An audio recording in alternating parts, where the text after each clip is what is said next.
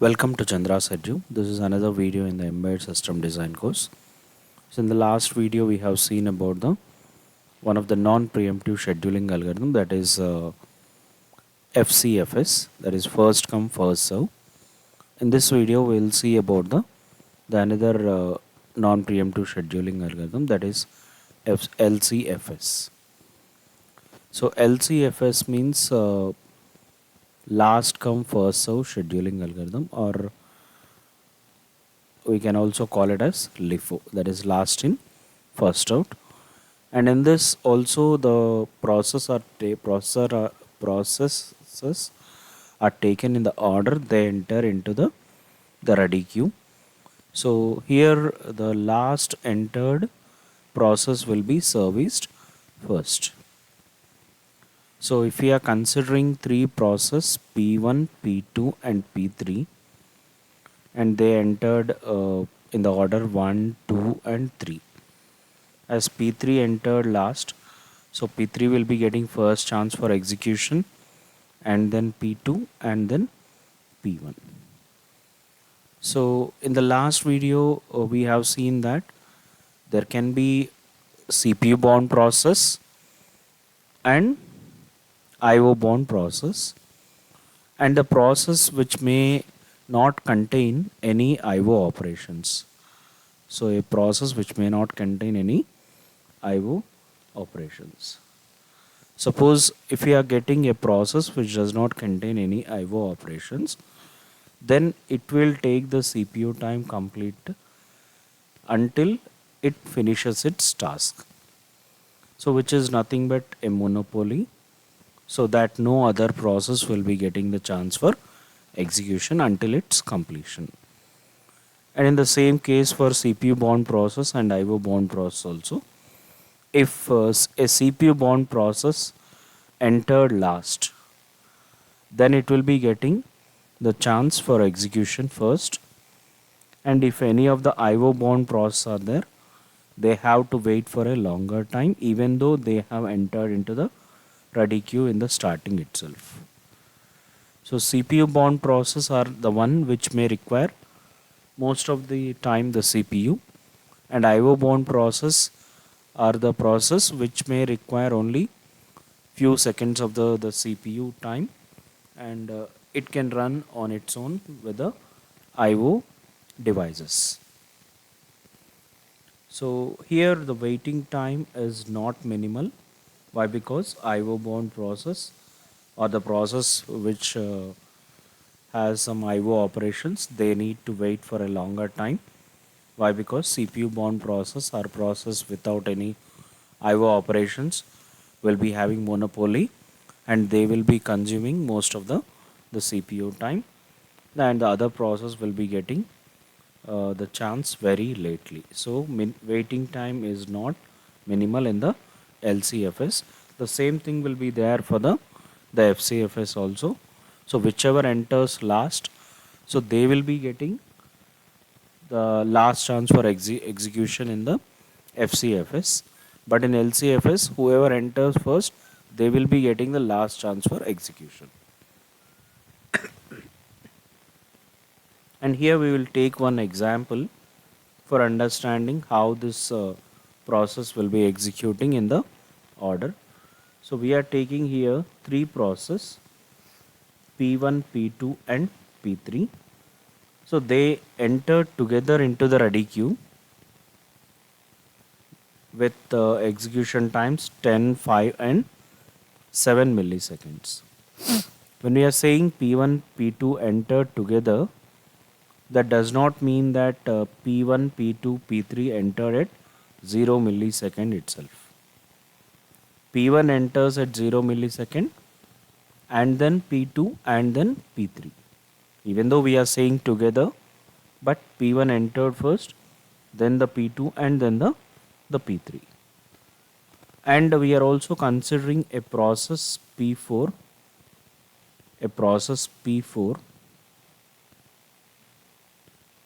which has execution time of 6 milliseconds, and it entered the ready queue after 5 milliseconds of scheduling P1. That means after starting of the P1. Why? Because P1 starts at 0 milliseconds itself. So after 5 milliseconds, P4 entered into the ready queue. So as P1 entered first, so it will be getting the first chance for execution. So it starts at 0 milliseconds itself. And P2 and P3 entered after that. And also we have P4 which entered after that. So P4 entered lastly, and then P3 and then P2. So that P4 will be getting the next chance for execution, and then P3 and then P2. So we need to write this blocks, the order in which they execute, and also their completion times, so that the half problem is solved. Next we can find out the waiting times, turnaround times for each process, as well as the average waiting time and average turnaround time. And here we are assuming that there is no IO waiting for the process, and all of them are nothing but CPU operations itself. No IO operations are there. So coming to the waiting period of the first process P1, as we are saying that P1 entered first, and there is no waiting period for P1. So waiting period for P1 is nothing but 0 millisecond. Next, the execution, we have P4. So P4, it started, so P1 started at 0 millisecond. So it took up to 10 millisecond. So P4 entered after 5 milliseconds of P1. But it got its chance after 10 millisecond. So it has to wait from 5 milliseconds to 10 milliseconds. That is 5 milliseconds it has waited in the ready queue. So waiting time for P4 is nothing but 5 milliseconds. Then we have P3 in the execution blocks. So it has to wait until completion of P1 and P4. So P1 execution is completed in 10 milliseconds, and after that P4 took 6 milliseconds. So its waiting time is nothing but 16 milliseconds. And then we have P2 process. So P2 process, it takes the waiting time of P1, P4, P3 also. So when we add up all these process execution times, that is 10 for P1, 6 for P2, and 7 for P3. So if we add up that total, we will be getting 27 milliseconds. Coming to the average waiting time, we need to sum up all these waiting times divided by the number of process, that is 4. So we will be getting 11 milliseconds as the average waiting time. Next we have turnaround time for the first process, that is P1. So turnaround time is nothing but sum of waiting time and the execution time. So that is, waiting time is nothing but time spent in the ready queue plus execution time. So for P1 there is no waiting time, 0, and execution time is 10 millisecond. So turnaround time is nothing but 10 millisecond. So for P4, so the waiting time is 5 milliseconds and execution time is 6 milliseconds. So total turnaround time for P4 is 11 milliseconds. Next we have P3. Waiting time is 16 milliseconds. Execution time is 7 milliseconds. So total 23 milliseconds. For P2, waiting time is 23 milliseconds and execution time is 5 milliseconds. So we have 28 milliseconds. If we calculate the average turnaround time, that is the turnaround times of P1, P4, P3, P2 divided by 4. On calculating that, we'll be getting 18 milliseconds. So we can get the same number if we add out the average waiting time plus average execution time. Average waiting time is 11 milliseconds.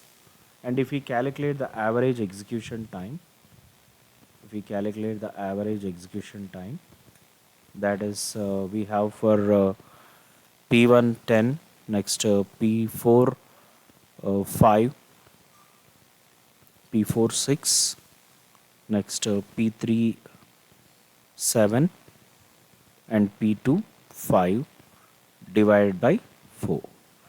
So if we sum up all these, that is 10 plus 6 16, 16 plus 7 23, 23 plus 5 28 by 4, we will be getting 7 millisecond.